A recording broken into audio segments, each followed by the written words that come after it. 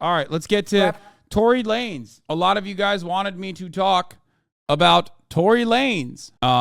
Like, I feel conflicted about this because, like, I don't want to have, like, my classic I told you so moment, obviously, because I already had that when he lost in a court of law. And this is more, it feels like celebrating that someone is just going to jail. It always feels weird.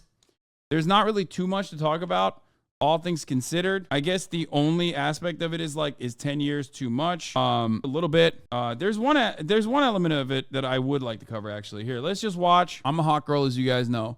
Anyway, let's continue. Rapper Tory Lanez has been sentenced to 10 years in prison for shooting Grammy winner Megan Thee Stallion in 2020. He's been in jail since December after a jury found him guilty of multiple felonies. Prosecutors yesterday read a statement from Megan in court. It says she has suffered every day since this incident. Carter Evans has more. Rapper Tory Lanez, whose legal name is Daystar Peterson, has now been sentenced to a decade behind bars for shooting and wounding hip-hop star Megan Thee Stallion in 2020. Do you think the sentencing is fair? Surrounded by family as he left the courtroom Monday, the 31-year-old's father, Sunstar Peterson, read an emotional statement to the judge. Choking back tears, the elder Peterson described his son losing his mother to a rare disorder when he was 11 years old, saying, quote, "I don't think anybody gets over that, but his music became his outlet." Megan Thee Stallion, whose real name is Megan Pete, accused Peterson of shooting her in the foot after they left a Los Angeles party. In an exclusive interview with CBS Mornings, Pete described the shooting. Were you afraid for your life at that time? I was really scared because I had never been shot at before.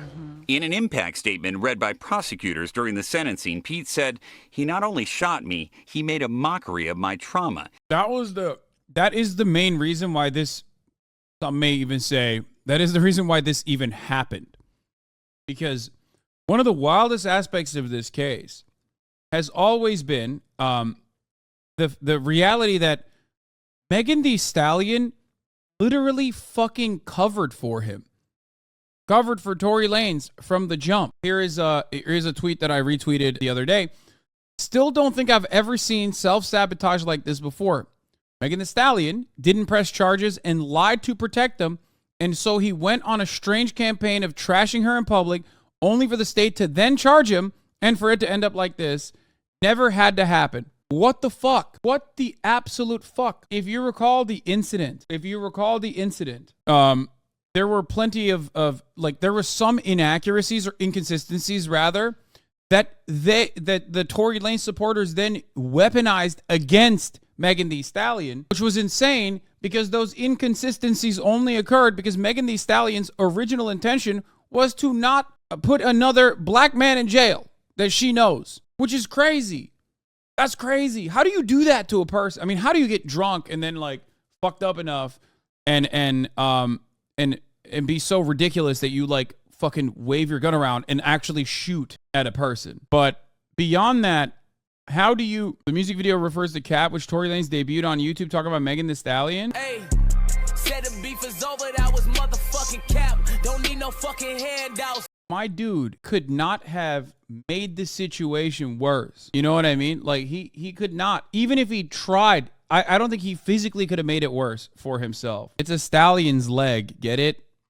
Chat, like it's a horse's leg. He's cutting a horse's leg. Megan Thee Stallion. HGS's Hot Girl Summer. I cannot comprehend how you can be such a pathetic, insecure, weak man. I can't. Like it is crazy.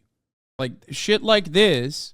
When I see stuff like this, and I get hit by rat femmes all the time. They say I'm misogynistic, I'm a piece of shit, whatever, right? I'm a man, I'm toxic. But I understand where women, even those women who I would, very much not consider to be like all that mentally stable, I understand where they're coming from when I see this kind of shit. I understand where they're coming from when I see the fucking internet reaction to this kind of shit. There were so many motherfuckers, especially a lot of white people, that came crawling out of the fucking woodwork to ride for misogyny. Now, of course, now that Tory Lanez is in prison, a lot of those white incels have stopped talking about it altogether. They're done. They did their war. They fought. They're done. Now the only people remaining are the Tory Lanez fans who are like, oh, this is really fucked up. We're for prison reform. Because ultimately they didn't give a shit. All 12 of them? No, Tory Lanez, like, Tory Lanez, to be fair, and this was an aspect that I was unfamiliar with, that DJ Academics was correct on. Tory Lanez definitely garnered a lot of support during quarantine, it seems, from his quarantine Instagram live videos. Maybe even some parasocial relationships that were developed. In a written statement read aloud in court, Megan says she struggled with whether to attend in person, and her absence should not be seen as anything other than her preserving her mental well-being. She said since Tory Lanez I've not experienced a single day of peace, Deputy District Attorney Kathy Ta read out loud. Megan said mercies for people who show remorse, and Lanez has shown none. She thanked the Los Angeles County District Attorney's Office for their support and says she wants Lanez' sentence to be a message for every woman who's a victim of violence. He not only shot me, he made a mockery of my trauma. He tried to position himself as a victim and set out to destroy my career and my soul, Megan said. He lied to anyone that would listen and pay bloggers to disseminate false information about the case on social media. He released music videos and songs that damaged my character and continue his crusade. At first, he tried to deny the shooting ever happened. Then he attempted to place the blame on my former best friend.